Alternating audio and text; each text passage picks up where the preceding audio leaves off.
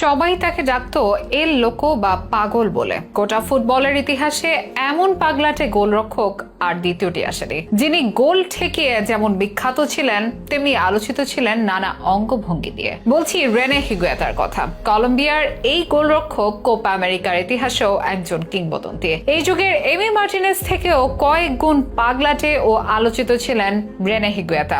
তার ব্যাপারে জানলে যে কারো চোখ কপালে উঠবে। ফুটবল ইতিহাসে সবচেয়ে ক্রেজিয়েস্ট সেভও আছে তার দখলেই। গোলকিপিং এ তার অনন্য স্টাইল, সাহসী পদক্ষেপ ও নতুন ঘরানার খেলার ধরন তৈরির জন্য এখনো ফুটবল প্রেমীদের মনে গেঁথে আছে তার নাম। সবচেয়ে অবাক করা ব্যাপার, গোলরক্ষক হয়েও 41 বার প্রতিপক্ষের জালে বল পাঠিয়েছেন হিগুয়েতা। বর্ণময় এক ক্যারিয়ারের সাক্ষী হিগুয়েতা, যা তাকে অবিস্মরণীয় করে রেখেছে বিশ্ব ফুটবলের ইতিহাসে। আমাদের আজকের আয়োজন ফুটবল মাঠের খ্যাপাটে এই নায়ককে ঘিরেই। তবে শুধু নায়কই নন, সমালোচনাও আছে তাকে ঘিরে, যার জীবনকে ঘিরে অনায়াসেই বানানো যাবে দারুণ একটি সিনেমা। তো চলুন জেনে নেই সেই রেনে হিগুয়েতার আদ্যোপান্ত।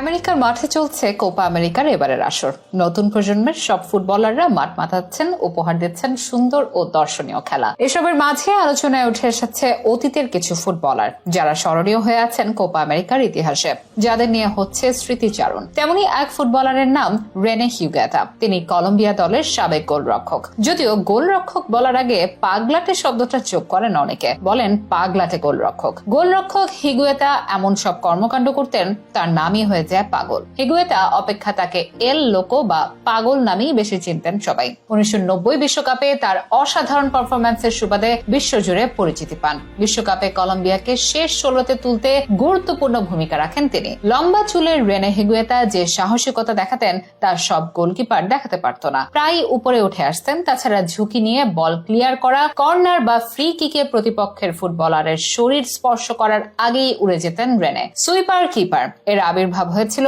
খ্যাপাটে এই গোলরক্ষকের হাত ধরে। ফুটবলকে রীতিমতো ছেলে খেলা বানিয়ে ফেলেছিলেন রেনে।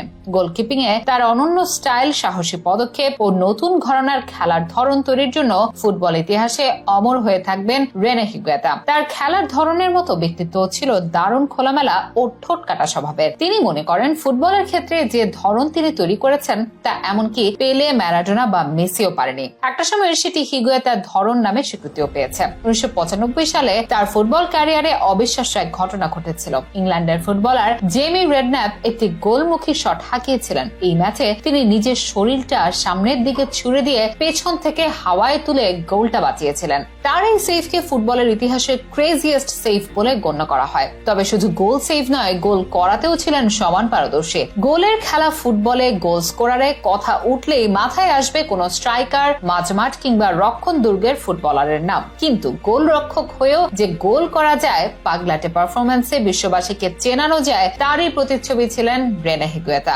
অবিশ্বাস্য শোনালেও তার বর্ণাঢ্য ক্যারিয়ারে গোলরক্ষক হয়েও 41 বার প্রতিপক্ষের জালে বল পাঠিয়েছেন হিগুয়েতা।